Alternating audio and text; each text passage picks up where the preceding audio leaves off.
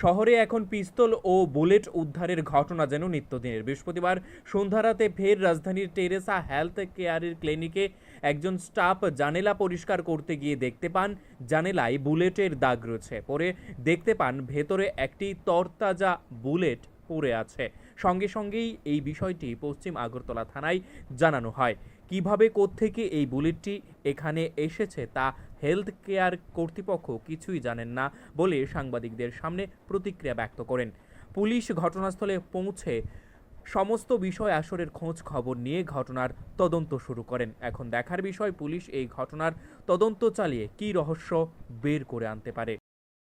ঘটনাটা হয়েছে কি আজকে বিকাল 4টার দিকে আমরা একজন ক্লিনার স্টাফ, আমাদের একটা সেন্টার আছে আগরতলার আস্তাবলের ঠিক উল্টা দিকে টেরেসা হেলথ কেয়ারের যে ক্লিনার স্টাফ আছে, আমরা একটা আয়ের সেকশানে যখন ক্লিনার স্টাফ ক্লিন করতে গেল, তখন পর্দাটা যখন সরাইয়া যখন জ্বালানাটা ক্লিন করতেছিল, তখন দেখলো জ্বালানার যে গ্লাসগুলা ছিদ্র হয়ে গেছে, হোল হয়ে গেছে।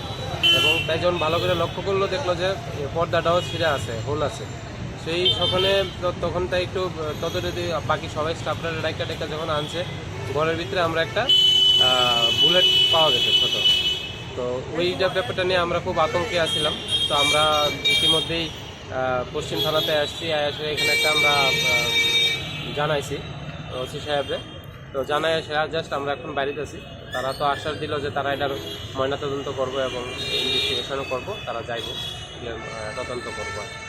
যা তো আমরা কিছু কইতাম না, কিন্তু পুলিশরা আমরা জানাইছি পুলিশরা তদন্ত করেই সঠিক দিতে পারবো। আমরা তো এই ব্যাপারে কিছু মানে অভিজ্ঞতা নাই, বা আমরা কারণে কোনো শত্রুত্র আছে বলে মনে করি আমরা কোনো নাই।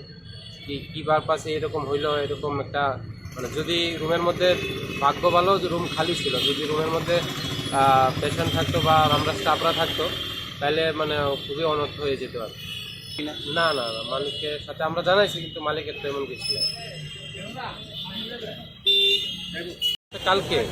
কালকে ঘটনাটা ঘটছে এই কারণে আমরা স্টাফরা যখন ঘরের মধ্যে আসিল, কালকে 4টার দিকে ওই রুমের দিকে একটা বিকট আওয়াজ শুনছে। তখন পেশেন্ট আসিল না, তো তারা আওয়াজ শুনছে, ভাবছে খাওয়ার রুমের বুঝি কিছু পড়ছে টরছে, তারা এত বেশি জিনিসটারে ভাবছে না।